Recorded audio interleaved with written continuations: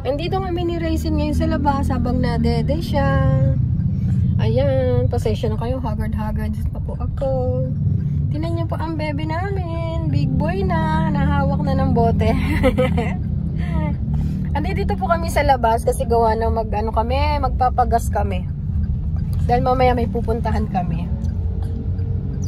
Kailangan namin mag-full tank. At di ba ang saya-saya? Ayan na nagpapasaya. Ba't may ganon? Nakatas yung kamay yung pa ako. Pang suporta lang. Kasi mabigat na ang bebe eh.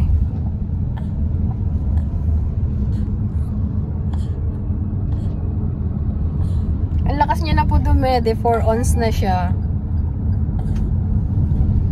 Kasi 4 months na siya. Magpapagas lang kami sandali. Say hi, bebe! Ayan po.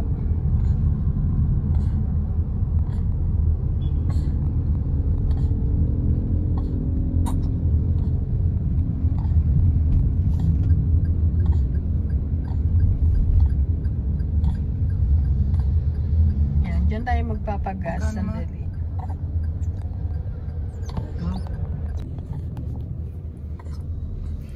Grabe. Haggard si nanay.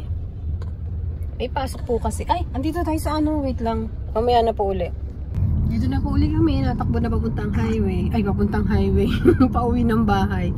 Ang busog ang baby eh. Big boy na ang baby namin. Nagpapultang po kami kasi aalis po kami bukas pala. Sorry, hindi po mamaya. Bukas po. Kaya nagpapultang kami. Medyo sa Maynila ang punta namin bukas. Ay, ang bebe!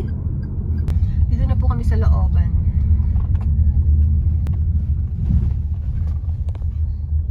Happy ka ba, bebe? Happy? Kamukha ni daddy na pogi. Big boy na talaga siya kasi nakakaupo na siya ng ganyan, no? Yan. Oh, diba? Dati higa-higa lang. Pero ngayon, ayan na siya ngayon. At buldog-buldog, pero usog po, pero biyag. Ganun yun eh, diba? So, hanggang dito na lang po ang share ko, guys. Sa susunod na lang, o kaya bukas, paglakad namin, share ko sa inyo. Bali kasama namin ng tatay, tsaka yun si JB na lagi ko minsan nakasama sa vlog. Tapos yung anak ko, ayan, nagda-drive na siya. Wait lang, ayan, ayan. Ayan ang anak ko, nagda-drive na ang daddy niya. Say bye-bye na. Bye-bye! Bye-bye po! Bukas po uli. Achoo! Katatapos na rin, busog na busog. Nagja-jogging.